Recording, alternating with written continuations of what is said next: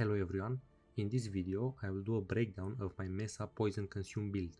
This build can easily solo any content in the game, including the Exalted Tower of Trials.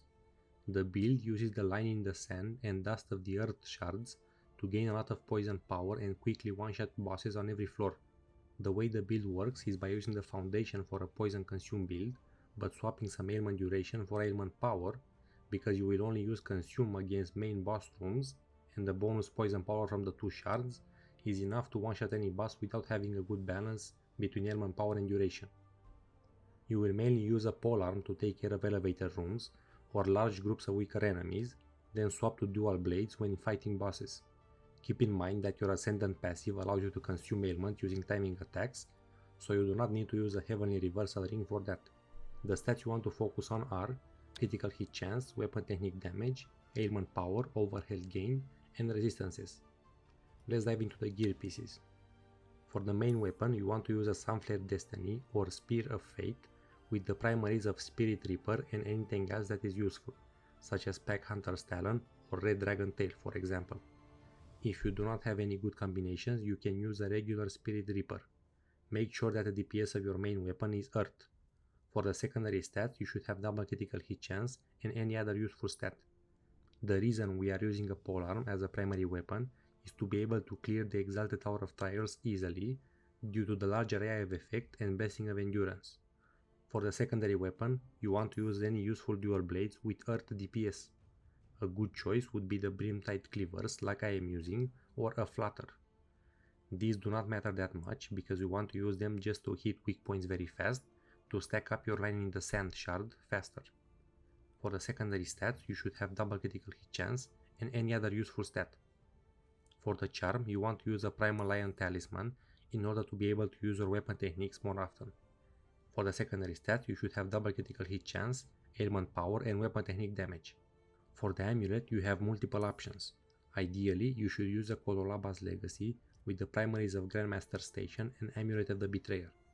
If you don't have the specific combination, you should use a Grandmaster Station.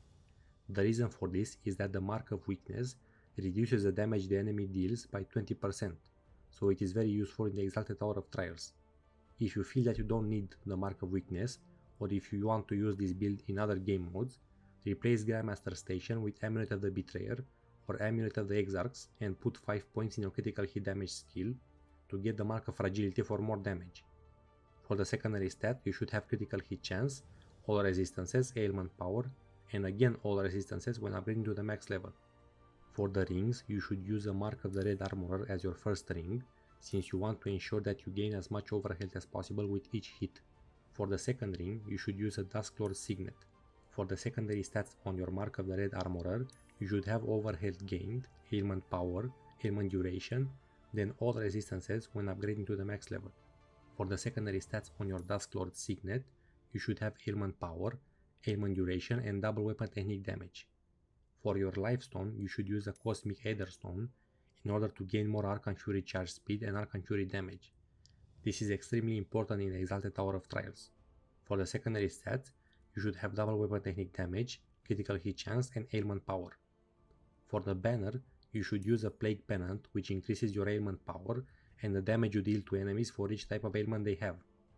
For the secondary stats, you should have weapon technique damage, critical hit chance, and double ailment power.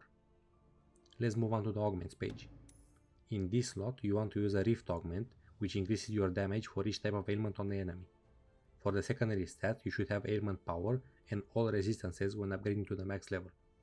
In this slot, you want to use a Focus Augment, which gives you a bit of overhealth whenever you perform a critical hit. For the secondary stat, you should have double weapon technique damage. In this slot, you want to use a Void Shell Augment, which gives you a lot of overhealth whenever you perform a critical hit. Keep in mind that it scales based on the might from adjacent augments. For the secondary stats, you should have overhealth gained, ailment power, ailment duration, and all resistances when upgrading to the max level. In this slot, you want to use a Glamour Augment, which has an identical but more powerful effect compared to the Rift Augment. For the secondary stats, you should have overhealth gained, ailment power, and might in order to boost your Void Shell Augment. In this slot, you want to use a Force Barrier Augment, which prevents your attacks from being interrupted while above 50% overhealth. For the secondary stats, you should have overhead gain or ailment power, ailment duration, and all the resistances when upgrading to the max level. In this slot, you want to use a Divine Conduit augment, which gives you 50% Archon Fury charge speed whenever you are hit. This is very important for the Exalted Tower of Trials, as you will get hit pretty much constantly, and Archon Fury is very useful. For the secondary stat, you should have ailment power and earth damage or Archon Fury damage. In this slot, you want to use an Ironheart augment, which gives you some critical hit chance. This is very important in this build since we are using a polearm and we cannot reach 100% critical hit chance. For the secondary stat, you should have ailment power and weapon technique damage. In this slot, you want to use a Twilight Bloom augment, which gives you a lot of weapon technique damage. For the secondary stat, you should have ailment power, weapon technique damage, and again weapon technique damage when upgrading to the maximum level. In this slot, you want to use a Paradise augment, which gives you weapon technique charge speed whenever you perform a critical hit. For the secondary stats, you should have ailment power and weapon technique damage. Let's move on to the shards. The two shards we are using for this build are Line in the Sand and Dust of the Earth. Line in the Sand makes your banner apply poison whenever you place it, and whenever you hit a weak point inside the banner aura, increases the power of each poison stack on all enemies inside the banner aura by 45%. This is the key element of the build, as it will allow us to one-shot the two main bosses on every floor of the Exalted Tower of Trials, and even some mid-bosses that will spawn after. This is the main reason why we are using dual blades as a secondary weapon and the Dusklord Signet. You want to expose and hit weak points as fast as possible while your banner is active to be able to one-shot bosses. Dust of the Earth creates a poison cloud for 15 seconds whenever you perform a petrifying slam. For each enemy hit by the slam, you gain 45% poison power while inside the cloud. This is your main source of damage whenever your banner is on cooldown. You want to use this whenever it is available and try to hit as many enemies as possible with your petrifying slam to get as much poison power as possible. Let's move on to the skills page. Most of these are pretty self-explanatory, but I will go into detail for the more important ones.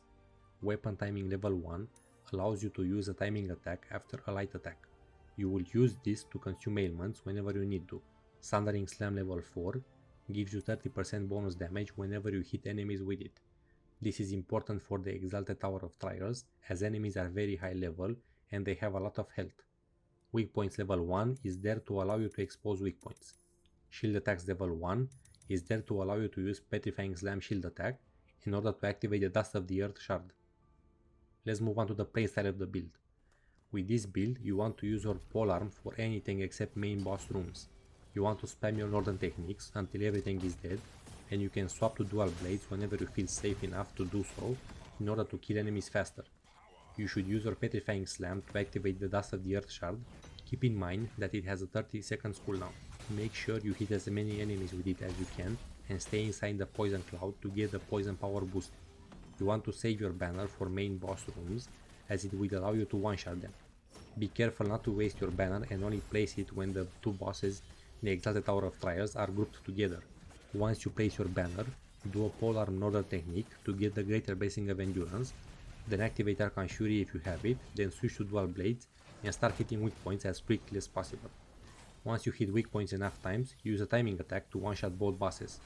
The number of weak point hits you need to do before being able to consume one shot will depend a lot on your stats, so you get used to it the more you play the build. Generally, you want to start off every fight by charging up your Sundering Slam, releasing it when enemies are spawned, group a few of them together around the mid boss, use your Petrifying Slam, and then start spamming polearm northern technique until you defeat all enemies. That would be it for this video. Thanks for watching and consider subscribing to the channel if you enjoyed the content.